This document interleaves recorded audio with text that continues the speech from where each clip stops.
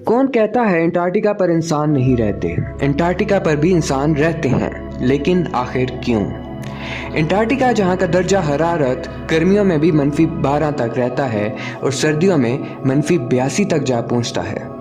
Antarctica में इतनी ठंड के बायस सिर्फ चंद इकसाम के जानवर ही वहां रहते हैं। यहाँ पर दर्जा हरारत की हद दर्जा कमी के अलावा एक और भी मसला बड़ा संगीन है, और वो है हवा में नमी का ना होना। हवा में नमी के ना होने से सांस लेने में दुश्वारी के साथ साथ इंसानी सेहत के लिए भी बहुत नुकसानदेह है।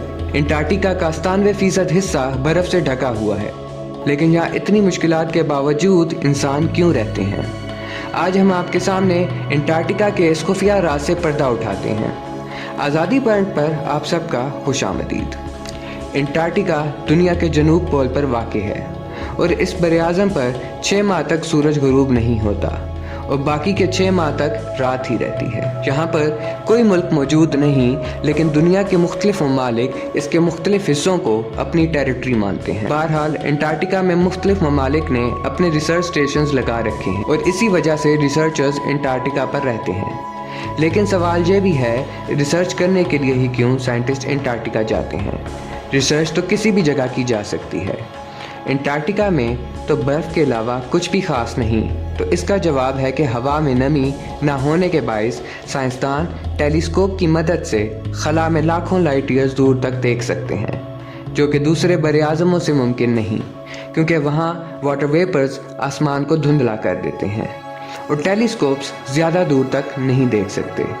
इसके अलावा आइस कोर्स रिसर्च भी अंटार्कटिका में ही की जाती है, क्योंकि अंटार्कटिका पर पड़ने वाली बर्फ़ कभी नहीं पिघलती, इसलिए अंटार्कटिका में बर्फ़ की बेशुमार तहें जमी हुई हैं, जो कि लाखों साल पुरानी हैं। इस लाखों साल पुरानी बर्फ़ को निकाल कर रिसर्चर्स इस वक्त के ज़मीन के क्लाइमेट का अंदाज़ा लगा सकते हैं, जिससे ये मालूम किया जा सकता है कि ज़मीन का क्लाइमेट वक्त के साथ साथ किस तरह से तब्दील हो रहा है।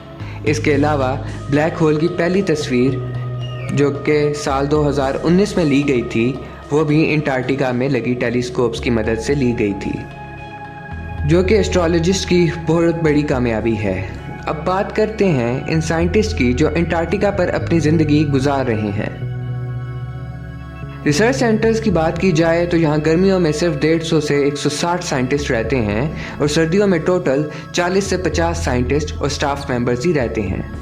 सर्दियों के इस 6 माह से भी ज़्यादा बड़े पीरियड के दौरान ये लोग रिसर्च स्टेशंस के अंदर ही रहते हैं। सर्दियों में इनका स्टेशन से बाहर निकलना तकरीबन नामुमकिन होता है, क्योंकि सर्दियों में हर वक्त यहाँ 300 किलोमीटर पर आवर की रफ्तार से ठंडी हवाएं चल रही होती हैं। इस दौरान अगर कोई बाहर निकले तो ये हवाएं और बर्फ़ का तूफ़ान उसे अंधा कर देगा। इन 6 माह के दौरान रिसर्चर्स को स्टेशन के अंदर कैद रहने के अलावा भी चंद मुश्किलात दरपेश रहती हैं। मसलन बॉडी का डिहाइड्रेट होना, अकेलेपन की वजह से जहन पर दबाव और स्किन डिजीज़ जैसे मसाइल का सामना करना पड़ता है। इनके साथ डॉक्टर्स भी मौजूद होते हैं जो इनकी ट्रीटमेंट के लिए तैनात होते हैं। इन सारे मसाइल से बड़ा मसला ये है कि ये लोग 6 माह के दौरान किसी भी सूरत में अंटार्कटिका से बाहर नहीं निकल सकते, क्योंकि इस पीरियड के दौरान अंटार्कटिका पर मौसम की शिद्दत के बायस हवाई जहाज़ नहीं जा सकता और समंदरी साहिल पे भी बर्फ़ जम जाती है। साइंसदानों के लिए अंटार्कटिका पर यह पीरियड गुजारना मेरे ख्याल से ज़िंदगी का सबसे बड़ा चैलेंज होता होगा। दोस्तों, उम्मीद है आपको ये वीडियो अच्छी लगी होगी। बराए मेहरबानी हमारे चैनल को सब्सक्राइब करें।